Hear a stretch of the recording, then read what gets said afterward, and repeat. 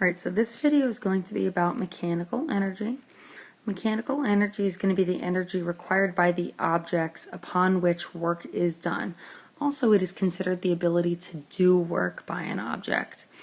So, energy possessed by an object due to its motion or due to its position. So that basically includes kinetic energy due to its motion or potential energy due to its position. So we see both of those there. Objects can have mechanical energy if they are in motion and or if they're at some point that gives them potential energy. So it's basically going to be either kinetic energy or potential energy, or it can be a combination of both. Combination of both. So for mechanical energy, as we mentioned, an object that possesses mechanical energy is able to do work. So whether that mechanical energy is in the form of kinetic or potential energy, it doesn't matter, it is able to do work.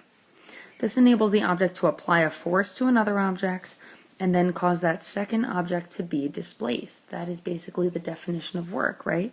Work is going to be force times displacement times cosine theta. So that object is applying a force and causing a displacement. Here's an example here.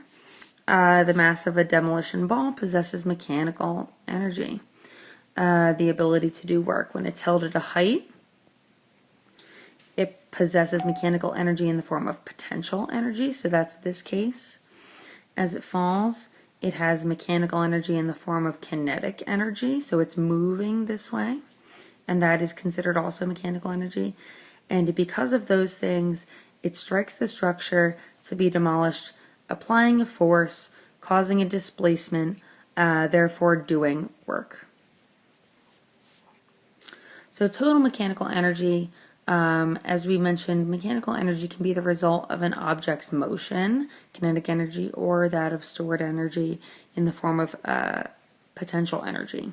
So total mechanical energy, which we're going to refer to as TME, all capitals, just like potential and just like kinetic energy, is basically the sum of potential and kinetic energy of an object.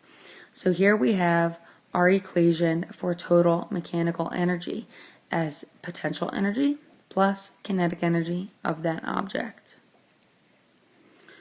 And so for the moment, we will consider that total mechanical energy is typically conserved, similar to momentum, where P1 equaled P2, and therefore you could get M1 V1 equals M2 V2 if you remember from conservation of momentum.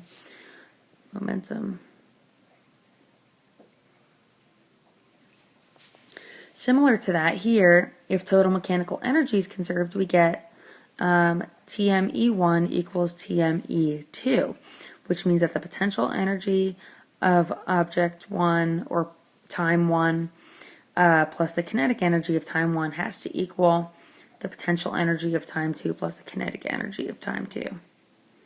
So here's just a practice problem. A 50-gram rock is sitting on a cliff that is 10 meters above the ground.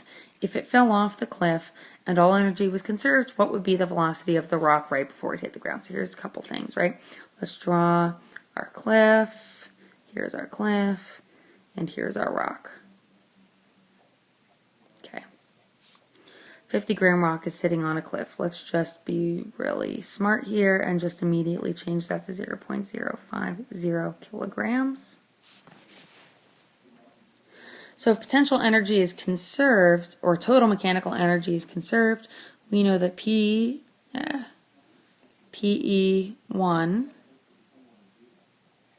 reposition that, plus KE1 equals PE2 plus KE2. Alright?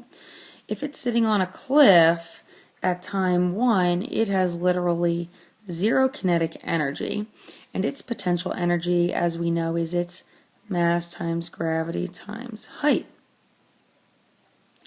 So its total mechanical energy for time 1 is going to be 0.050 kilograms times 9.8 times its height of 10 meters.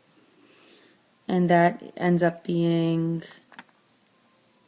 0.05 times 9.8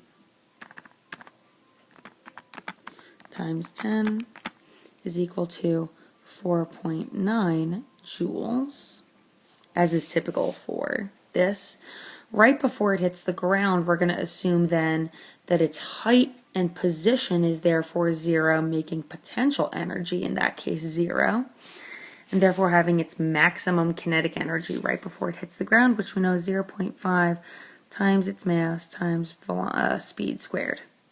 Okay, so you know that's 0.5 times its mass of 0.050 kilograms times its speed squared. And so I'm going to get speed on its own, which means I'm going to divide by the 0.5 and the 0.05. So I have 4.9 divided by 0.5 divided by 0.05 will equal 196 is equal to V squared. If I square root both of those, I then get